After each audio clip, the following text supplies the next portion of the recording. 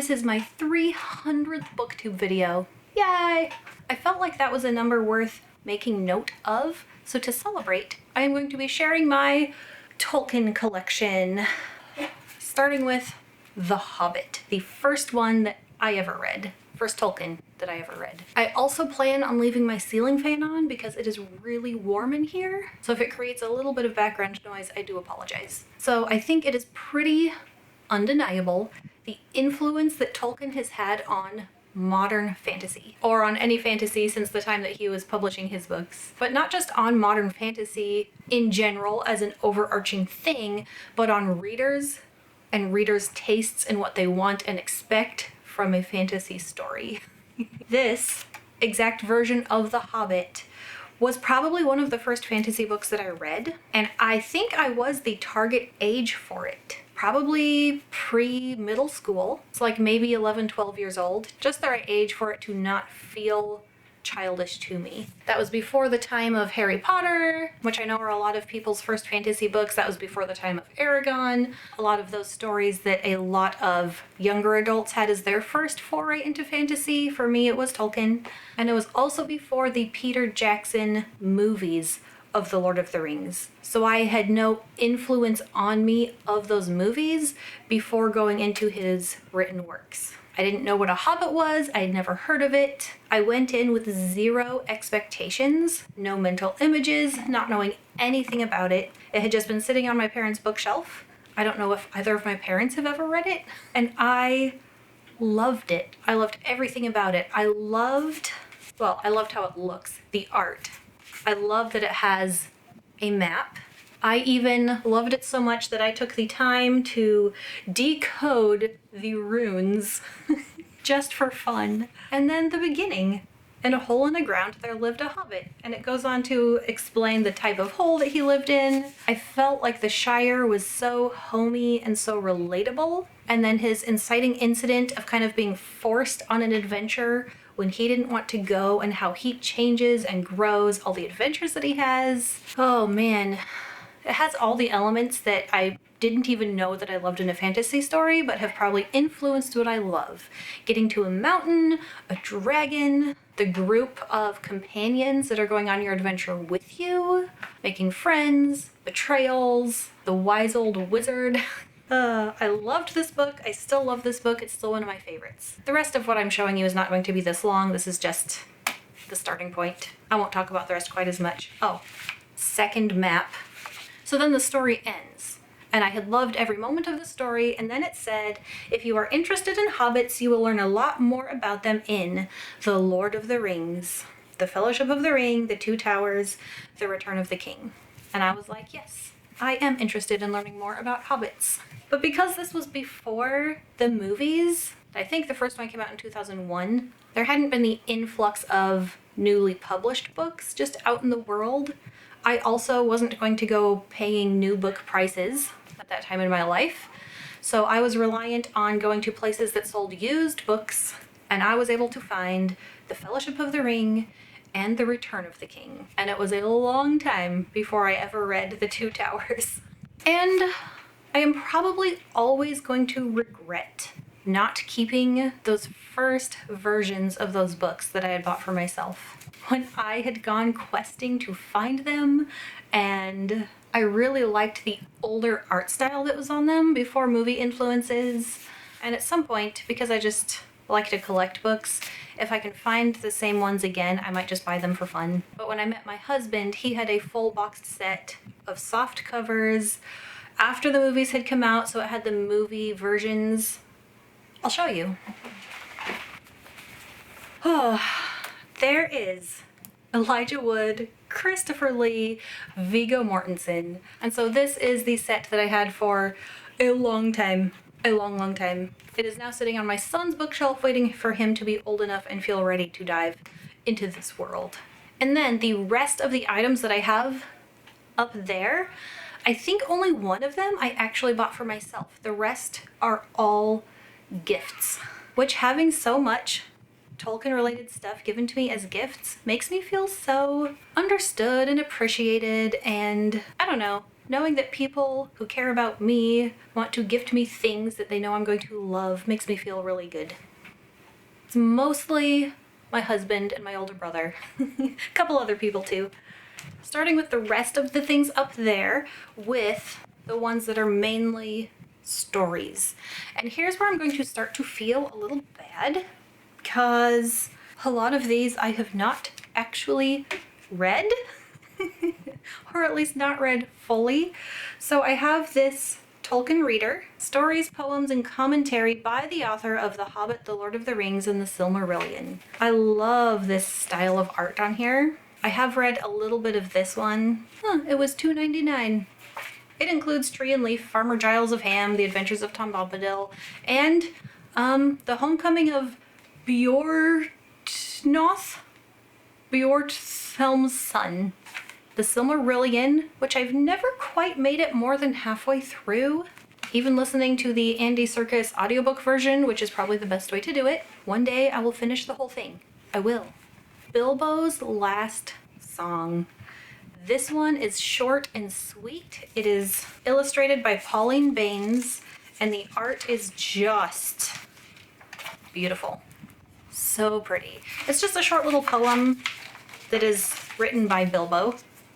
Farewell, friends, the sails are set. The wind is east, the moorings fret. So this is mostly just for the fun, for the art. It's not a deep story, but as a Bilbo fan and an art fan, I love it.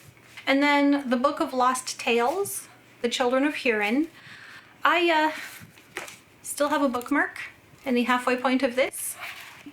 Looks like I made it to page 158. My bookmark is a Magic the Gathering Island. They make good bookmarks. The Book of Lost Tales Part 1. Well, if there's a Part 2, I probably want it. Copyright 1983. I don't know, maybe I just feel less pressured to read the things that weren't published while Tolkien was still alive. Like the stuff that he really cared about, I've mostly read.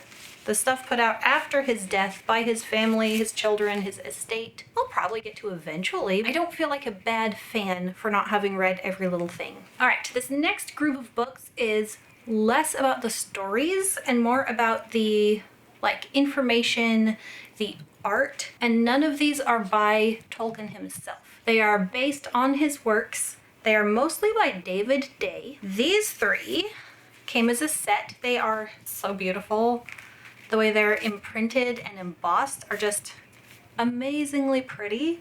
This is the type of beauty that I like. This is what I feel like books should look like. These were given to me by a former coworker and friend who was also a parent of one of my students right before I stopped teaching and before that student graduated from the school. Fellow nerd and book lover who knew just the perfect thing to get me that I would love and appreciate. I have a dictionary of Tolkien, the Ring Legends of Tolkien, and an atlas of Tolkien. They are beautifully illustrated. If you're not familiar with the art style of David Day, it feels very authentic to the art that Tolkien himself did. This war scene at the city of Gondolin fell to the might of Morgoth, the dark enemy. I just love everything about it. All the little details, the colors, the style. So good. Also, art by David Day, The Illustrated World of Tolkien, and a Tolkien bestiary. These are far more about the art than anything else. There are some really cool just black and white illustrations, but the full color ones are amazing. The Great Lamp when it fell. A beautiful bit of scenery from the Illustrated World of Tolkien. There's a fun section, Beasts and Dragons. Glaurung, the father of dragons. Anyway, I could spend all day just showing you pictures from these. And then one more, the maps of Tolkien's Middle-earth. One of the books in here is informational about the lands of Middle-earth. And then the other one is actual fold-out maps, which are amazingly beautiful. I'm not going to take them out and unfold them, but I'll hold this really close so you can get an idea of what the maps look like. I have intermittently taken out one of the maps and hung on my wall for a short time and then switched and traded which one is hung up because they're so pretty. I do have one more book set to show, but before that I will show you my non-book Tolkien items. So I'm not a big jewelry wearer and my husband knows this and kind of sometimes wishes that I was more big on jewelry because it makes easy gifts. But he did know that I would love Arwen's necklace from the movies. My last reread of The Lord of the Rings, which I've read several times, was right before I turned 33. And as you know, a hobbit comes of age on their 33rd birthday. So I requested a hobbit-themed birthday party that year, and my husband bought me this beautiful tapestry of the map of Middle-earth. It's too big to even show you the whole thing. If you have watched my videos for a while, you might remember that I used to have this hanging in the background until I got too many books and too many bookshelves, and that kind of took up my entire wall back there.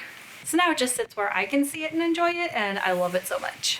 My last non-book item is Gandalf's pipe, brought to me from Hobbiton in New Zealand by a couple of family member and friend who support my nerdy side, and when they went to the place that they knew I would be super jealous of, thought, what would Tiffany like from here? And I think they did a very good job. It is from the Weta Workshop.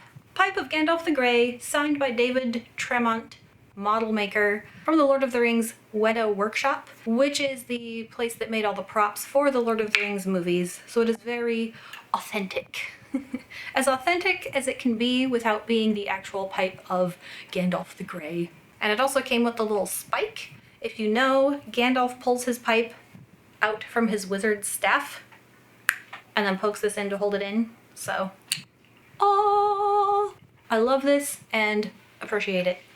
And the last thing on my shelf is The Lord of the Rings itself. Given to me a couple of Christmases ago by my husband, who I think always felt a little bad, maybe a little guilty, that I got rid of the first Fellowship of the Ring and Return of the King that I'd got for myself that I loved, and I gave it away for his paperback movie cover versions. So when I saw that this set was coming out with illustrations done by Alan Lee, I was like, if I get a new set of The Lord of the Rings, I think that's the one I want. The only one of these that I have actually physically read so far is The Hobbit. When I did my previous reread, I didn't have these yet.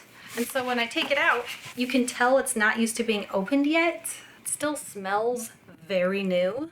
And Alan Lee's style is also, it's not the same as David Day. I might say I prefer David Day's art style better than Alan Lee, but it still feels authentic and accurate to the world. It has the right flavor for Middle-earth and The Lord of the Rings. And it's so well done with so many details. I mean, Smaug on his golden hoard, Bilbo in the Shire, and even the box is beautifully illustrated on every side. Oh, and it's heavy. So now when you watch my videos, you will know all the stuff that's up there. And I would like to just say thank you to everyone who watches my videos, who comments, who makes me feel seen, makes me feel a little less weird and nerdy for liking all this stuff. Thank you to my patrons for your support. A link to my Patreon is in the description and on my channel About page. And if you have any stories about how you got into fantasy, or like your favorite fantasy book, what influences you as a reader, go ahead and tell me in the comments. I would love to know. Part of the point of this channel is the sense of community that we all read. And happy reading. Bye.